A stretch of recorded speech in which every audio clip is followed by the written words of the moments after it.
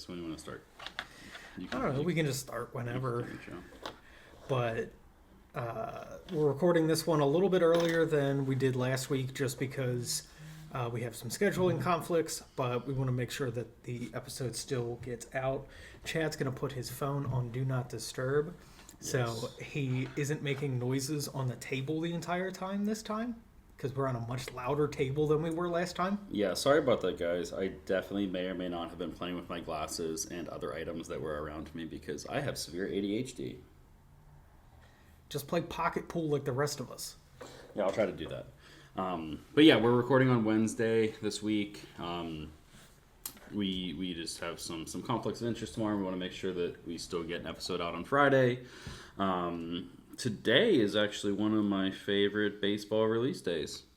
Bowman's Best. I love that product. I think it's like the best of all prospect, rookie, and veteran worlds.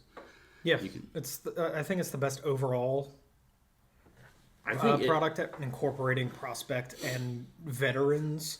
I know Inception does that, but Best has more outs. Adding superfractors to a product is always good, and I actually didn't know this, but Nate mentioned about 10 minutes ago to me that there are jumbo patch autographs this year in Bowman's Best that I think are going to be very cool. Yes, and the one-of-ones, at least for some of them, are going to be the MLB logo man from the back of the jersey, so those will command a good chunk. Is this the last product for 2025, or is there... Unless they do triple threads, because they haven't done that yet, unless they're just going to not do it. But yeah, which would be a travesty.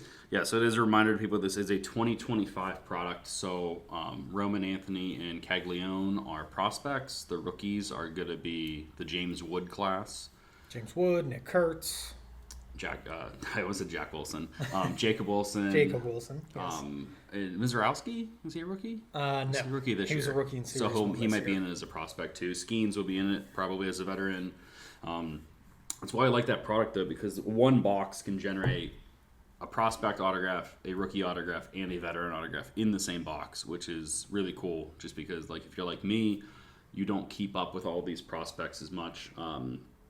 But, you know, if you pull like a Jose Ramirez autograph, then that's awesome. But yeah, I like Bowman's Best. You get 4 autographs, you're getting numbered cards. I think it's pricey, but I think it has a lot better outs than a traditional just prospect box where you have to sit on the autographs for 2-3 years. Yeah, and it is a Chrome-based product, so you also have the possibility of, okay, maybe your 4 autos aren't that great. You pull a Shohei Ohtani Superfractor non-auto, okay, you have a great box. That would be a fantastic box. This box is terrible, except for the Shohei Ohtani Superfractor that I pulled. Cards, huh? Callback. Yeah, so I think that's the only release today. I know Topps All-American McDonald's comes out. It's either today or tomorrow. Let's pull that up. Nate will pull up the calendar. But while we're transitioning to basketball, I think we can talk about what happened last night and how it can affect collecting. With Bam Adebayo getting 83 points last night, having the second most points all time now, there's going to be a rush of people buying his cards on eBay. And just one of those things, like, you just be careful. You don't want to overpay just from one performance. I mean, Bam's been in the league for, 7 years now?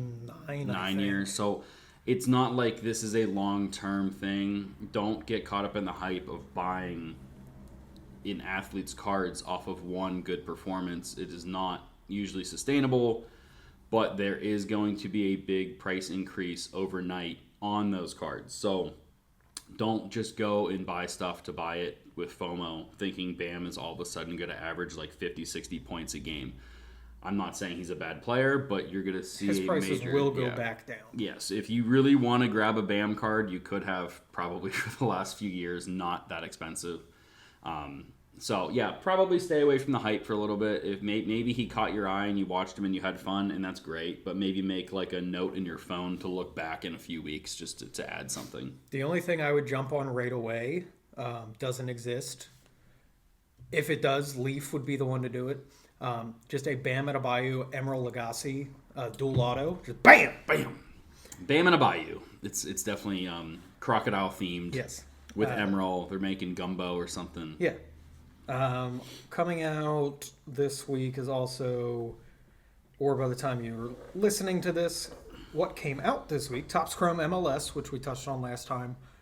They put the debut patches in there this time. Topps All-American McDonald's.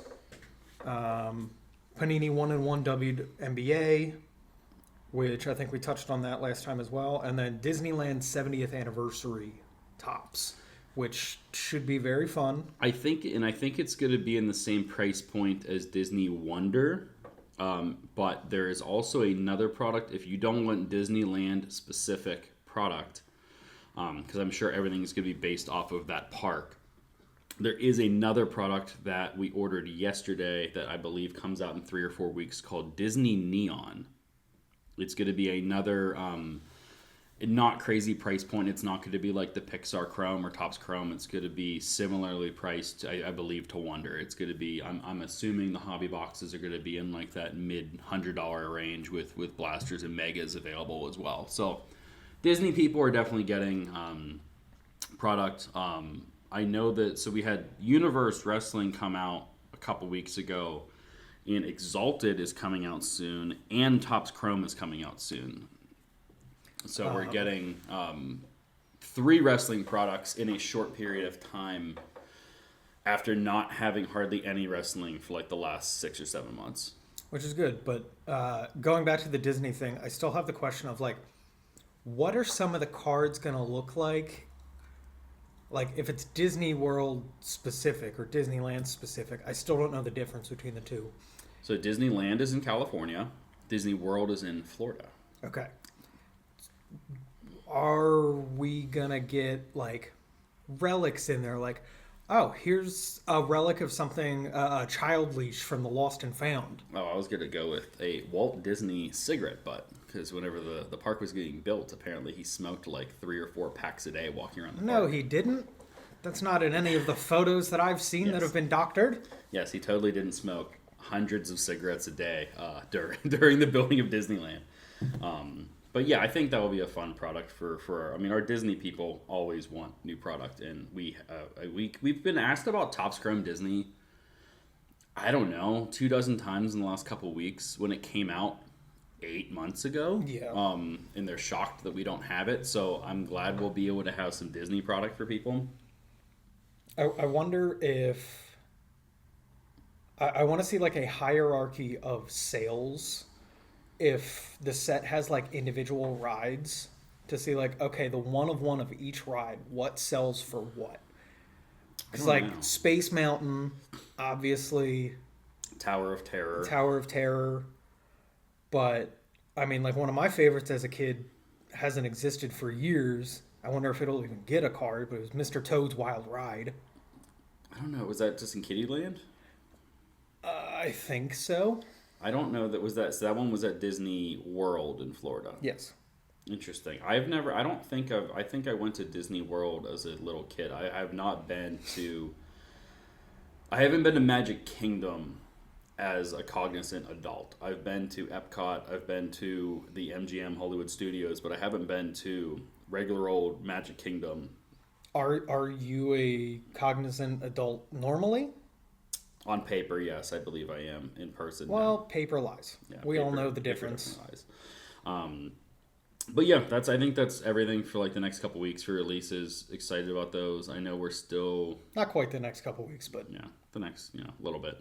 I think Heritage might be next week too. Yeah, let me pull up next week's releases.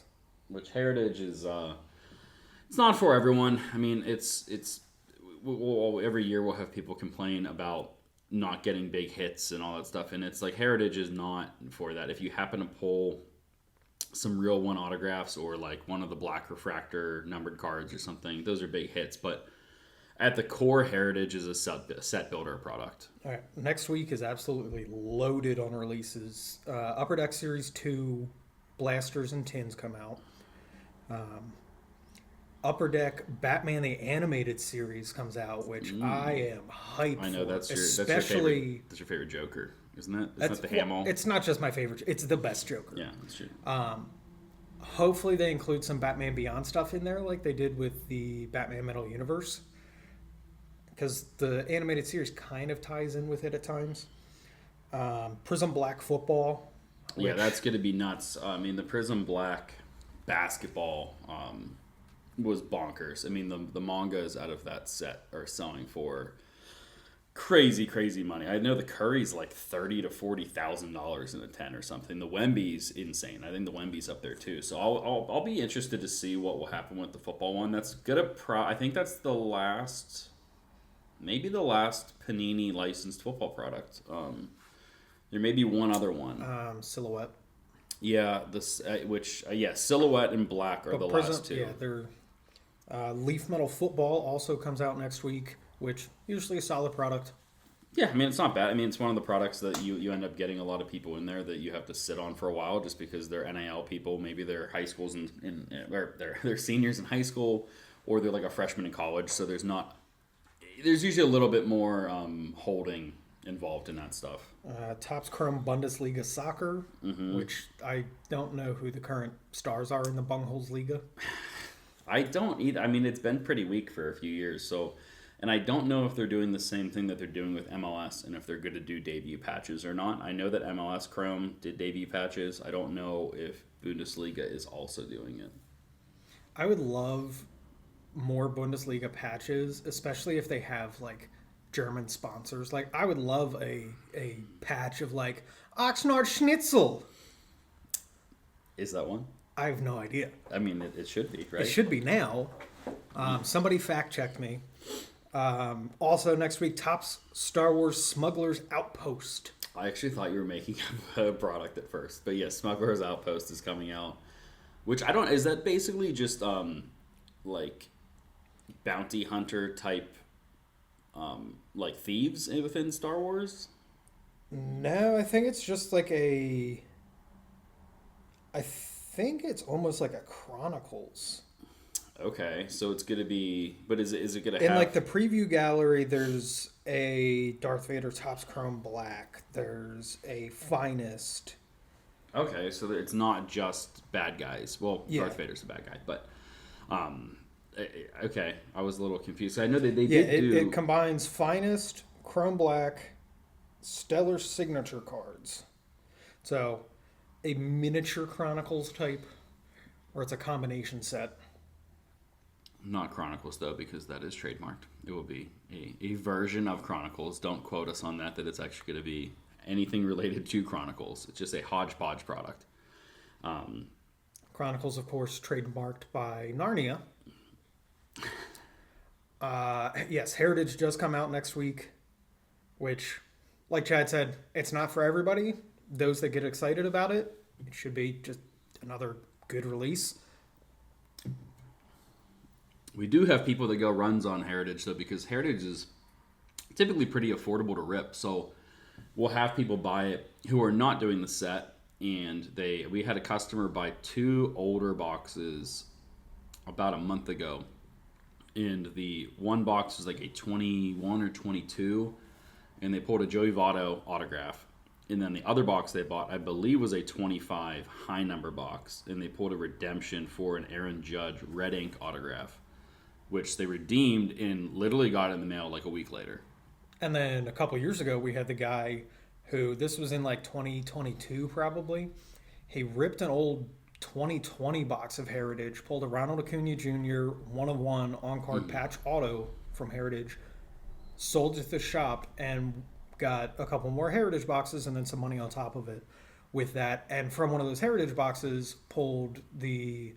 Was it Stargell Clemente McCutcheon? I think O'Neal Cruz may have been on it. Okay. And I tried to buy that card too, and we weren't able to get it. But triple patch to 7? No, I think it was a 1-of-1, but the ones look like 7s on it. Yes. He believed it was at a 7, and we're like, no, we're pretty sure it's a hand-numbered 1-of-1. It's just whoever was doing the handwriting for Topps for that set, their ones definitely looked like 7s. This is why when I write my 7s, I do the little crosshatch. Yeah, I've started to do that as well more often, just because so there's no confusion. But yeah, that's it for product. I mean, the last week, even since we recorded last week, Pokemon has continued to just be on like this run of just craziness in the market. I think the 151 stuff is up like another 10-15% since we last talked. I don't know how much staying power it has. I don't know if there's still room for it to grow. But with the anniversary and being a classic characters, I mean, it just keeps stumping us. Like we will look at the market, and every single time we look, we're just kind of blown away at what it continues to do. That being said, it's one of those things where even if you are just a true collector who doesn't like selling stuff, it could be time to sell off some of those pieces and pay for other things that you want, and then if you need to in the future replace them. Like, I just don't know how much like a Blastoise can keep going up. I think we just priced more of them at like, we bought and priced them at like $210, and they were like $70-$80 like what, 4 weeks ago. Yeah. And it's just like a lot of people, anytime there's a spike in Pokemon, you'll get people coming in being like, oh, I don't think it's going to last, but oh, I didn't think it was going to last from the 90s either. What people don't realize is Pokemon is the highest grossing media franchise of all time, more than Star Wars, more than Marvel, more than Disney. Because what people don't realize is there's cards, there's video games, there's movies, there's TV shows, there's figures, there's plushes. There's so much that is tied into this that keeps the other areas of Pokemon alive when some kind of drag a bit. And it's not stopping. Like, I mean, my son is 4, turning 5 soon, and I mean he's crazy about Pokemon. So it's not dying. Like, every single day we have new collectors. There's new generations of it. So I mean, I don't think it's going anywhere. I think part of the reason why I think we do see a lot of price increases though is because you do have a lot of millennials who are in the stage in their life where they're looking to get some of those nostalgic purchases, and especially with the 151, it's like the original characters. They can connect to them. They remember playing the games. They remember watching the show. Some of the newer characters, like me, who's not avidly in Pokemon like Nate is, I don't have a connection to a lot of the newer characters. I just didn't grow up with them, so I don't have like that nostalgic feel with them. But the generation that's collecting now that is like 8, 9, 10 years old, in 20 years, those may be their characters that they're chasing. Yeah, once they get discretionary income, it's all cyclical. You see the different generations of Pokemon gain market traction every 5-10 years, just because a new generation that grew up with this generation or that generation of Pokemon is getting money. Also, small mini Nate rant. People always say, oh, Pokemon's running out of ideas. Oh, it's another dog. Oh, this one's just a bag of trash. Guess what? The original ones had a pile of freaking eggs. Is there a bag of trash one? Yes. It's literally a garbage bag? Yeah, Trubbish. And he evolves into Garbodor, which is just a bigger bag of trash. Is there a third evolution? No, not yet. If there is, I hope they do it based off of the island in the Pacific Ocean that's just all that plastic. Mm-hmm. But Trash Island. Yeah. It has an alt art that people are chasing, and they're like, oh, what's the big card to chase? And we're like, yeah, garbage card. Yeah. We're looking for Garbage Island. I mean, maybe they're listening. Nintendo and Pokemon Company, if you're listening, Garbage Island. People will chase it. Although right now, I think a lot of people want to stray away from anything having to do with islands. Because of that one? Yeah, there's one really bad one. Most of the other ones are pretty chill. When you said there's one really bad one, my brain went, is New Jersey an island? No, it is not.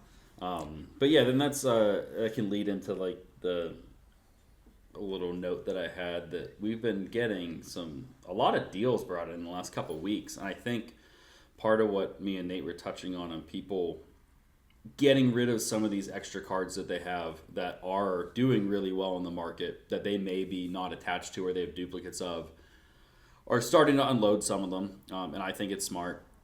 constantly keep the collecting money going. It gives you money to, like I said, buy cards that you want, or maybe there's a future release you want to go after, and you can fund it with cards that you have sitting at home right now. I know we are avidly always buying quality stuff. So if you're listening and you have a stack of graded stuff, or you have a stack of like better cards that you are not super emotionally attached to, bring them by and we'll take a peek and make you an offer on them. Yeah, I mean, we especially see a spike this time of year. This is when people start kind of stockpiling those vacation funds, spring break trips, Paying for their tax bill. the tax bill, still paying off Christmas credit cards. Yeah, I don't know. I think there's a lot of people paying. Consumerism! There's a lot of people paying that off for a while. But yeah, I think that it's as good as time as any to possibly move off of some of those things that, like I said, I'm not telling you to get rid of your prized possessions, but I am. Well, then Nate wants you to get rid of everything. But I think that if you do have a stack of things, like I said, especially a lot of Pokemon collectors have duplicates of cards. So let's say you have 2 of the Charizard from 151, and you're like, hey, this card was $190 a year ago, and now it's $400+. Maybe I sell one of them, and it pays for another awesome card that I want to add. But yeah, and also we're always buying sports stuff. That hasn't changed. We bought a couple. I think we bought a couple of decent sports deals in the past week. Yesterday was like a picture perfect deal because we were talking in the morning about needing more like skiing stuff, and some guy walked in just with a bunch of low end skeins, rookies, second year stuff. Also like Nick Kurtz, Cooper Flagg, who we've been selling out of. Yeah, the one card that actually surprised me in that deal was the 2019 Leaf Paul Skeens card where he's a catcher. I didn't realize until I bought that deal like that card's like $40 now. I mean, that card was like a couple dollars. So anyone who says that Leaf can't carry value, even on a base card, it's wrong. You're wrong. You're wrong. Yeah, I mean it's proven that there are cards out there that sell. Now that card is 7 years old of Paul, who debuted in 24. So like someone did hold on to that card for a while, but I mean it did mature. I mean at the time when it was pulled, it was probably $1 or $2. It probably wasn't crazy, and it matured into being a $40 card. So please don't remind me that 2019 was 7 years ago. Well, 7 years ago was like 2003. Yeah, we'll edit that out. Don't want anyone to feel bad. That kind of goes into the next thing I wanted to touch on. Is it's similar to the Bam Adebayo thing, and it's buying cards of players who don't have a lot of cards yet, who are incredibly hyped. Which in Pittsburgh we're talking about Connor Griffin. We just priced a 2023 Bowman Chrome first. Is it 23 or 24 for Griffin? 24 draft, I think. So I mean, his Chrome base are like $40. So while we're still going to buy and sell them, I think if you are someone who intends to buy stuff and hold on to it, I don't know if Connor is the safest place to put money right now because he doesn't have rookie cards yet. He still only has a handful of prospect cards. So the market, big thunder. We're recording in a thunderstorm, may or may not be starting. But Connor is one of those guys that... Chad doesn't know it yet, but I just farted.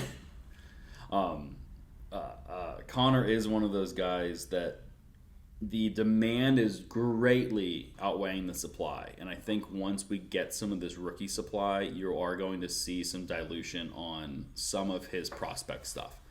I mean, we just checked this morning, a Connor Griffin Bowman Draft first autograph PSA 10 is going between $1,650 and $1,800 right now. I'm not saying it won't stay there and it can't go up. I just don't know if it is the best place to put your dollars right now. For comparison, we did look up a 2013 Aaron Judge first autograph 10, which is around $7,500. I don't know. At this point, I might even think the Judge is kind of high. I think that's kind of high on a non-numbered card like that, but I'm also not the buyer pool for that card. I'm not a prospect guy. I'm not a Bowman Chrome guy. So I would say 9 times out of 10, the best time to sell and worst time to buy MLB players is right around their debut, before they debut. Absolutely. We've seen it time and time again. People's hype will go absolutely crazy And like Roman Anthony stuff went crazy, and then he had a decent year, but it still went down. Yeah, and now it's going back up. Mm-hmm. But there's always just a drop off after they make their debut and don't debut and hit 20 home runs in their first month.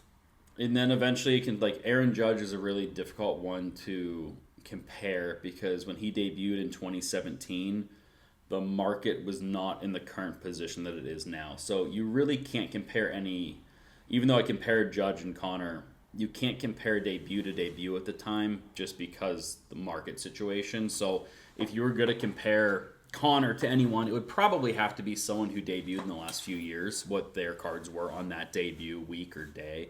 I mean, Corbin Carroll stuff was pretty crazy. Corbin Carroll stuff was insane. He had a great rookie year, and then, like a lot of players, he had that sophomore slump where, I mean, his prices still really haven't recovered. I mean, we just priced some Corbin stuff recently that was probably priced at a quarter of what it was his rookie year. Playing in Arizona doesn't help. It does not. And he did get injured, yes. too, right? Was he one of the ones that got the same wrist injury or what, a hand injury? I don't remember. It was Lindor and two other guys. Yeah, there was a few guys who got like the exact same. It was the injury. hamate bone, which still doesn't sound. As we're coming into Easter season, the ham meat bone. Yeah, like the hamate bone. That's when you cut into the Easter ham and there's that like little circular bone piece in there. That's the hamate bone for me. Yeah, I mean, some people would say that's probably a thigh bone or something, but you know, who's a femur? No, I'm not a doctor. Do pigs have femurs? Spoiler alert: ham comes from pigs.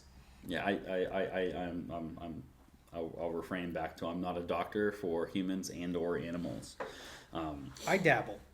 But I mean, talking about bad buys in Connor, is there anything that you think is a good buy right now?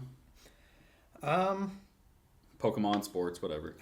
I know this is the time of year where I kind of start to look at under the radar guys that are playing in spring training. Every year there's like 3 to 5 guys who aren't established stars who have incredible springs that people get hype over. You gotta go a little bit beyond that. Or one of those guys is super hyped and they get sent down to the minors to start the year. Okay, their prices are going to take a little bit of a dive. Buy them then. Because people are short-sighted. Like, oh, he's not going to start on the Major League club. He's never going to make it up there. So they start off-putting and selling all their stuff. So when somebody gets sent down to the minors after spring training is usually a pretty good time to buy. Yeah, I agree. I also think going after the not crazy premier level stuff. So like if you like a guy, let's say you like Connor, maybe don't go after his Bowman first autograph. Go after something that is maybe a little more under the radar, like a pro debut autograph or something like that maybe is not as big of a risk and it probably has less of a ceiling, but you could still get some action and get invested in that player that you're interested in. I know I was talking about it on a wrestling podcast yesterday, that I think some of the 2020 and 2021 Topps Chrome WWE autographs are incredibly undervalued. If you compare them to the 2025, and we're going to be having the 26 Chrome WWE soon, I mean, they're like a fraction of the price. You can get like a 2021 Topps Chrome Seth Rollins autograph for like $25, $30, and the same card in a newer set is double or triple that. Yeah, but that was Seth Rollins, but now there's Seth freaking Rollins. True, it is a different character. So those of you who don't care about wrestling, you're going to be tuning out a little bit. But if you are into wrestling and you do want to make some hedge bets, I do think some of that older like 2020, 2021 Finest and Topps Chrome is still underappreciated. And the other reason, too, is in those sets, there's not a ton of Hall of Famer autographs. So there's no Hulk Hogan stuff. I don't believe there's any Shawn Michaels stuff. I don't know if there's any Bret Hart. Stone Cold doesn't autograph in that stuff. So you're more so going after people who were younger talent at the time who have matured into some of the veteran talent now. Yeah, I think that's solid. There's always good buys. It's just the market is so big that sometimes you just have to kind of look for your own. And for me, that's fun most of the time, anyways. Like I was a big believer in Brandon Bussey, the goalie for Carolina, who was stuck in the Boston farm system in the AHL because they have so many good goalies. And I was like, well, he's putting up really good numbers, so I'll snag some of his stuff. Well, he finally got a opportunity to start in games this season for Carolina after bouncing around waivers a little bit, and he is the fastest goalie in NHL history to 25 career wins. Yeah, some of that's on the team, but the same thing goes with baseball. Just having fun digging into some of those minor league stats and seeing, okay, this is a cheap thing I can kind of sit on and try and predict and see if I'm right or not. Yeah, I know you got into some, I wouldn't say arguments. You definitely got, I don't know, what did you say, yelled at for your Rinku Nishida Oh yeah, predictions. No, I got called stupid and idiot, and all you were doing was pointing out the facts of his stats that he had, and everyone yelled at you for you being wrong. It's like, okay, I mean, that's one way to, that kind of leads into one thing I want to talk about, is that the trading card community has so many online trolls. It's crazy. Like, you could post the most positive, unprovoking thing ever, and you're still gonna have a few people, like, all you were pointing out was, hey guys, his stats don't really match up where his market at. It would if anything, you were maybe telling people to look at it to maybe buy some stuff, and everyone's just like, no, you're an idiot. Instead of just being like, yes, I am. Yeah, I mean, but like, it's not for that reason. At least on that day. You're like, but, I know internet trolls are everywhere, but like, it seems like in the sports card community, like, if you're on like some of the bigger Facebook pages, like, it really doesn't matter what the topic is. You're gonna have some people that are just get so emotionally invested at the alternative opinion than what you have, that they'll start attacking stuff that you're not even remotely talking about. That's any online community, unfortunately.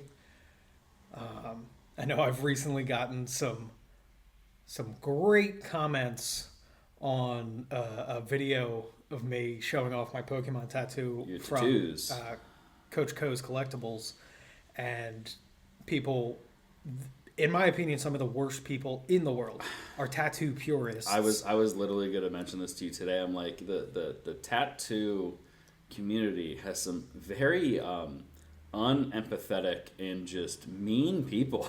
No, they're not unempathetic. They are mean. They are just so elitist and very gatekeeping. Absolutely gatekeeping. And it's just anytime, like, obviously, yes, there are some tattoos that we've all seen the ones of where it's like it's supposed to be the person's kid, and it like looks like their kid's been in a fire. It doesn't look good. But yeah, like Nate's Abra tattoo. One guy was like, that looks like it was done in 15 minutes. And it's like, okay, that's such a great comment, sir. You are totally right. It took 15 somebody minutes. Else said, oh, he said, if I can sit through being stabbed, drama queen. Yeah, it's an exaggeration. People like to embellish stories to make a point. It makes, most stories are embellished to a point. If you watch, I'm going to go back to wrestling. If you watch wrestling, Cody Rhodes has something called a Cody Rhodes lie. And it's like, it's not really a lie, but he takes a little bit of truth and he adds a lot of story to it. And it makes you more engaged and you're interested. So like, all Nate was trying to do was showing, hey, I love Pokemon cards. I like showing Pokemon cards to people. People enjoy my Pokemon tattoo that is on my body and not yours. And people are like, no, it's stupid. You're wrong. So, what do you want to talk about? I want to talk about mean people. But no, so yeah, it's fun. I think a lot of people are just like really sad and lonely, and they get like a little bit of a dopamine kick from making you question something that you've done. sad and lonely, Yeah. like people that listen to podcasts, according to some of our customers. Yeah, who was that? I forget who it was, but somebody was like, "Oh, you guys are doing a podcast. Those are, those are for people that are lonely." It's like, I mean, sure. Sure. I mean, Not exclusively. you could literally say that like binging TV shows is for lonely people, and like anything could be for lonely people. And even if it is, cool, maybe they're able to connect with something. That's great. I mean, I listen to a lot of podcasts. I don't identify as lonely, but maybe I'm wrong and I have the wrong opinion. No. You are wrong. You're not entitled to your own opinions. We can talk about another thing I want to talk about with negativity is everyone online and in person, everyone thinks eBay is like the worst thing that has ever happened in the world because they want to take their 12.5% or 13% or whatever it is. And I'm here to tell you, if you want to sell cards in the fastest way possible to the most amount of people, eBay is still your number one way to sell cards. Yes, they're going to take fees. But guess what? They can. They have invested decades and billions, if not trillions of dollars into establishing and putting together that marketplace that you want to use. Yeah, and like we still sell stuff on eBay every single day, and we have a store. So like we have a place where we can sell these cards, but eBay is still the best place to move some of these cards. Like our eBay specifically is a lot of good and rare cards of players who are not the most liquid. So we will sell what I consider good cards, like autographs and patches and numbered cards out of like 5, 10, 25. But like if you don't have a buyer in your immediate area for this card, you're not going to get good money for the cards. eBay could still be the best option. And when we say liquid, we mean like easy to move, sells quickly, not the same as like if George Gervin gets overheated. The Iceman does melt. But yeah, we're not listing good Otani cards on our site. I mean, that's just not on our eBay page. That's not something we're doing. But if you have let's say you have a Franmil Reyes 1 of 1. The Franimal. You're not going to walk to a regular show or shop and then be overly excited to buy that card. But on eBay, you probably have 5 to 10 either player or team collectors that are going to go after that card. I mean, we have moved, I think last time I checked, we've done over 20,000 transactions on there. And a lot of it is selling cards to the end collector. While we pay at Sports Card Junction, we pay very fair rates based on what you have and liquidity. But at the end of the day, if you want the most top dollar for your card, you need to go to the end collector. And the end collector is typically going to be someone on eBay. Also, don't be shady. We got a message last night on Instagram saying, "Hey, I'm interested in this card that is listed on your eBay page." And rather than them giving us the usual spiel of, let's see if we can do a deal off eBay so you avoid fees, I don't have to pay as much. Okay, we're used to that. No, they came right out and said, "Hey, can we do this deal off eBay so that the comp doesn't show up on Card Ladder?" Yeah, and I was trying to figure, I'm guessing if I can go into their brain, which is probably a weird place, but I'm guessing they don't want public sales so they can go off of weak comps. So when they go to buy more of their cards, there are not better comps in place for someone to price it off of. Or they want to sell it at a show. Yes, or whatnot or something, and they want to be able to say hey, this card is worth more than the last comp. Yeah, the whatnot world is still a crazy place to me. We buy collections all the time in the store that are all these magged cards that are $1, $2, $3 cards in mags. And you know that someone on Whatnot probably paid $5, $6, $7 for these cards that are literally, it would be like a Joe Burrow base card in a magnet that someone paid $5 for. Meanwhile, someone who is running a sale buys the junky Temu mags that cost, I don't know how cheap they are. I don't know if they're that doesn't damage the card. 20 cents or something. But they're able to turn a dollar card into $5 by investing 25 cents in a mag. So if you are buying cards on Whatnot or Fanatics Live or eBay Live, take into consideration, just because it's in a nice case does not mean it's some rare card. And if you have bullies that are running these shows yelling at you, trying to get inexperienced people to buy these cards at higher dollar amounts, just get out of it, man. There's a lot of toxicity, and I'm not on these platforms, but I see clips that are posted, and it's crazy to me that these people can still have an audience when they're just like berating their customers. Like I can't think. Some like people that. are into that. I mean maybe it is some weird like torture dominatrix card kink. Yeah, I don't know, and they're getting it with dollar cards and overpaying for them. But save your money. I'm not saying you can't get good deals on there, but like don't just like let. And also, they do the sudden death auction type stuff where you don't have time to properly research stuff. I remember there was one that was posted in, I think it was posted in Nonsense. It was like a $600 card that sold for $600 in the group, and the guy was trying to convince the audience that it was like a $4,000 card. And it's like, I just don't understand the tactic. It's very common. I guess I'm not on there to know. Usually the good people don't get pointed out. So I don't see clips of these people running super clean, appropriate auctions. But yeah, there's plenty of cards for you to buy at your local card shop, on eBay. Nate's gonna be against this, but on COMC, you can add these cards. And that there was going to be one last thing I was going to actually ask you is, I know your current feelings on COMC. What do they need to do to turn it around to where you would be interested in using their services again? They need at least like 5 human employees and not 3 raccoons in a trench coat. At this point, they are just taking forever to ship stuff, which I know they're doing huge volumes. But at the same time, they've done price hikes and nothing has improved. So where's that money going?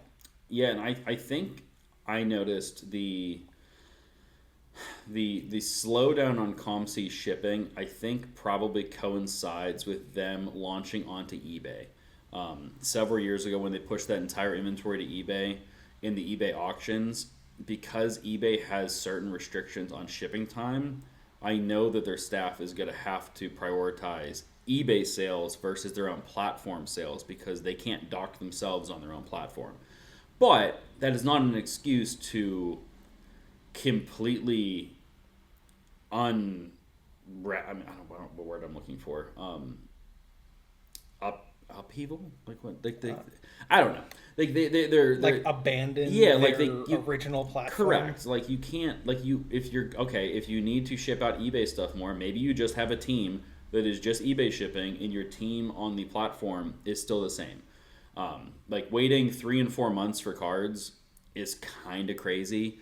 And paying out the ass for shipping. You paid what, like 30 or 40 I paid bucks? like $30, and it's going to end up being 4 or 5 months before I get my cards. Yes, there's 100 cards. They're all like base cards that are in the same set, so they're right next to each other.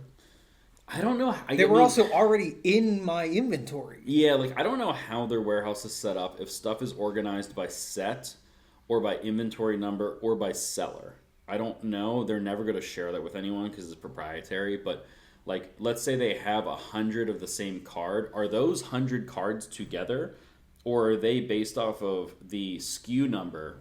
I think they're in each individual seller's inventory, which by the time I asked for my shipment, I had already owned those 100 plus cards for weeks, if not months. So like they should have been in my bin.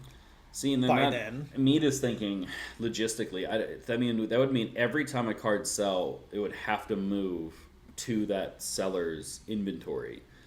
The way it works in my head is that every item is given a serial number when they process it, and the warehouses are set up in serial number order. So you might have a 1958 Topps baseball card with a 2003 Lavernius Coles card because the inventory, that's the way it was processed. I don't know. I mean, that would make sense with the metric shit ton of receipt paper that you get with every shipment. It's crazy. Each card has its own thing, which... with a QR code. Yeah, but right. It's printed on, receipt paper. It's still just...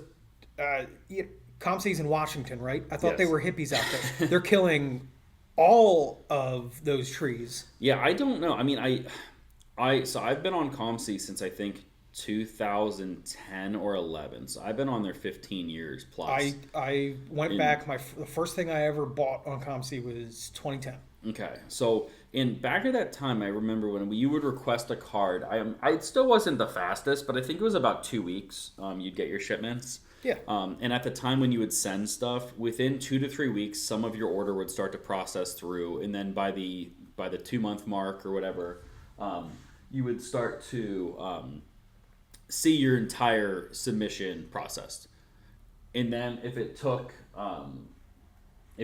longer than what the original process time was, you would get credit. You would get rebates, which Nate has now learned. You do not get any kind of rebate on your shipping if they do not get it sent out in time. Like I said, he spent $30 to ship stuff, and when were you supposed to get it? January? So I requested shipment. I think it was like the day after Christmas. It was like December 26th. Okay. Or either that or like the 21st. But like late December. And my estimated ship date was like January 14th. So on January like 21st, when my stuff hadn't shipped yet, I just emailed them saying like, hey, I know it was just an estimation, but it's been a week past when my cards would have been shipped. And they said, oh, well, that's just why we call it an estimation. And then never responded to me again and updated my thing to like, oh, yeah, we'll ship it on, I think April 10th is my current estimated ship date. Yeah, we'll see how that goes. I mean, I still think that there's a place in the market for them. Like we still sell in there. I have an inventory there. We only request a shipment a couple times a year for the shop. We wait until there's like 200 or 300 cards that we're requesting. But I'm optimistic that they can turn that around. It seems like they just need a lot more staff, or they need a lot of help on the technological side. I'm going to call animal control on their headquarters, and they're going to get shut down. Nate is highly, highly convinced that there is a raccoon problem there. No, not problem. That they only have raccoons employed at their headquarters at this point. I mean, the redwood forest up there and stuff probably does have some wildlife that needs jobs. So yeah, especially after they chop down all the trees in that forest for their little packing slips. Yeah, so Nate is not as convinced. We'll circle back to this at some point in the future. I've met a lot of the employees there and stuff, and like they're all cool. I think that though, after Nate made a post on Instagram, the volume of people who are having similar problems though should be a slight wake up call that things need changed, and it needs changed very quickly. I do know that I think after Nate posted, their president may or may not have made a statement on their turnaround times. Exclusively to me. To you, and they did not mention the raccoon problem. So I think they're still denying that one. Nate is going to investigate. He may or may not be making a trip out to the Pacific Northwest to work on this. I'm not looking for Bigfoot. He is definitely not looking for Bigfoot. He's looking for tiny, tiny little paws that get into things. Yes. But yeah, I think that the market... Something like ComC is still a very good thing. I also think that the EPAC thing probably messed up. Which the EPAC thing is good, but also bad. I have my own thoughts and opinions on EPAC that I will keep to myself for right now. My only thought, I'm not as that passionate on it. My only thought is it definitely kills the lower end market on flagship products. Like, we'll buy tons of cards on there. There'll be like a Sidney Crosby insert from Upper Deck that we're buying for like 32 cents. Meanwhile, as a supporter of the site, I can't even get a card processed for 30 cents. So like, you can never compete with the EPAC stuff on there.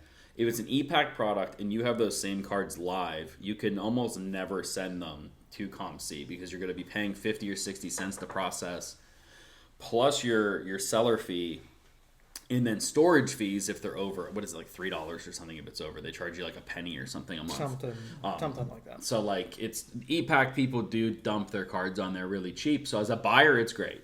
But as a that's how I was able to put together my Halo set. It's great. We buy tons of plus there's like EPAC exclusive cards, like the foil based Upper Deck base cards and stuff that are really cool. I mean, I guess it's basically like NFTs at this point because you buy them and then just never get a physical copy of whatever you bought. I wonder what you have sitting in your shipment. Is there anything really cool? No. It's a bunch of Halo stuff. There's some cool stuff. Like I know there's a couple Independence Day Topps cards numbered 17 of number 76. I think I have a couple cards in there that are number 623 of 2024 because that is my daughter's birthday. But maybe I can give those to her for her 18th birthday. Yeah. Well, I guess one more note and then we'll wrap it up is the news of that Max Crosby deal not going through. This is like the first time I think I can remember like a superstar move like this that gets shut down from the physical. In like I don't know. I think it sounds like it may be like a premature decline by Baltimore. Maybe Baltimore realized that they didn't want the deal or something, but like even like his physician came out and said like he's healing at a appropriate timeline. It's not a mystery. Like they knew he like they didn't go into the deal and be like, wait, you got injured? Like they knew he was injured within the last year. Yeah, like it's you knew you were offering a contract in a trade for someone who recently had surgery. Like, what do you expect him to like skip through to his physical and immediately be able to do all the drills he needs to do? Like, it's I don't know. I mean, I hope for Max's sake that it's not too much of like a mental thing that he has to work through now for like the next year. But I want to know how many people bought Max Crosby jerseys. Oh, you know that they already had those up. I mean, the amount of... And then the other kicker for Ravens fans is then they lose Lindenbaum. They lose Lindenbaum. Also, the people that bought those Crosby jerseys, if they can't get refunded, now that's people in Baltimore who are Capitals fans with a jersey that says Crosby on the back. That says Crosby. I wonder if it would just get canceled. Who knows? But like, I can't remember a time. Now, Nate is not a Steelers fan.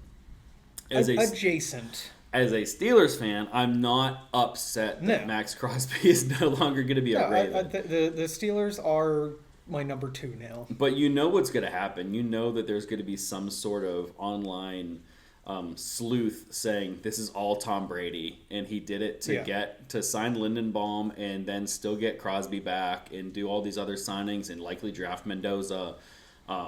But the Ravens did just sign someone last night. That was another big Trey Hendrickson. Yeah, so like they are making some moves, but I was reading, I don't know if it was Ian Rappaport or if it was Schefter, but he was saying that there's like 5 or 6 teams that are now affected by this not going through because they either had their eggs in the Max Crosby basket, and once the trade happened, they then put all that money to other places, or you have like the Ravens affected by it and the Raiders affected because the Raiders signed Lindenbaum, and I don't think they were expecting to have to. Max makes a lot of money, doesn't he? Yes. So I think the Raiders might technically be over the cap if they still have Max at the start of the year. So they might have to dump him for less than he's worth now. No, I said it last night. Howie Roseman, Eagles GM, is going to swoop in and be like, "Hey guys, I know you're in a bind. Here's a third." And would you get a Crosby jersey? I mean, it would be very similar to wearing a Crosby jersey in Baltimore. You think Philly people want to see Crosby on the back of a jersey? They want him, but I don't know if they would buy the jersey. They want him, just no apparel can be distributed for him. But what's also confusing to me is I swear, like I know I'm crazy, and I see things I don't see sometimes, but I swear a few weeks ago, I saw a video of Max Crosby playing basketball at his house. He has an indoor basketball court at his house, and he was going around and shooting jump shots post-surgery. So, like, I don't know. Like, I think I think more will come out on this thing, but I think there may be, maybe Baltimore was, like, not liking the deal anymore, and they wanted a reason to get out of it. either way, I think Dallas was looking at him too. And I Yeah. think Dallas may have signed someone as well. Dallas traded for Rashawn Gary, I think, from the Packers. And you know who hasn't signed anybody in this meantime for their D line? The Birds. They just signed Jalen Carter or not Jalen Carter, Jordan Davis to a big extension, meaning they might move on from Jalen Carter. So maybe they just send Jalen Carter and like a fifth-round pick to the Raiders for Crosby. Did the Raiders, did they sign one of these quarterbacks that was available? Quarterbacks? Yeah. Where did Kyler go? I don't think Kyler signed anywhere yet. Okay. The Cardinals just signed Minshew. You back on the Cardinals train? No. Bitch. For those who don't know, Nate was a absolutely diehard Arizona Cardinals fan, and they screwed him they screwed their entire fan base every which way for like years on end. Yeah. And their players. I've always been an Eagles fan, but I was a Cardinals fan because specifically I'm a huge Kurt Warner fan. So when he ended his career there, that kind of makes it sound like he offed himself. So when Kurt Warner's career ended in Arizona, I just kind of stuck with them as my second team, and I just couldn't do it. The straw that broke the camel's back, the nail in the coffin for me, was when they just outright released DeAndre Hopkins a couple years ago. Yeah, and did he go to Titans after that? Yeah, well, that's a given. Yeah. Every wide receiver goes to the Titans at the end of their career. Yeah, Julio, DeAndre. Randy Moss. I forgot Randy Moss went to the Titans. The Cardinals weren't they the ones that were charging their players for the vending machines? Yeah, or like they had to pay for their own lunches at the cafeteria, the facility. And I'm laughing while the Steelers, I think, were the second worst ranked internal organization this past year. So I don't know how it gets like this. How do you have 5 bathroom stalls that one's crazy. For an entire NFL team and coaching staff and backups? Most of the coaching staff is probably retired players. That's just... You got a lot of big boys. You got a lot of big boys. A lot of guys eating 8,000 to 10,000 calories a day who got the meat craps coming. And you got 5 bathroom stalls for... Even if you just talk linemen, you're at what? You're at like 12 guys, offensive and defensive. Probably almost 20. Could you imagine being in that locker room after Taco Tuesday? It would be.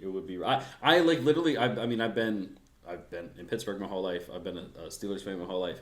If you would have told me before that came out that the Steelers only have 5 bathroom stalls in their locker room, I'd be like, that's not real. I would have been like, oh, you mean the Pirates? Yeah, like it's crazy. But yeah, we'll end on bathroom stall talk. If you have a favorite bathroom stall in Pittsburgh, let us know.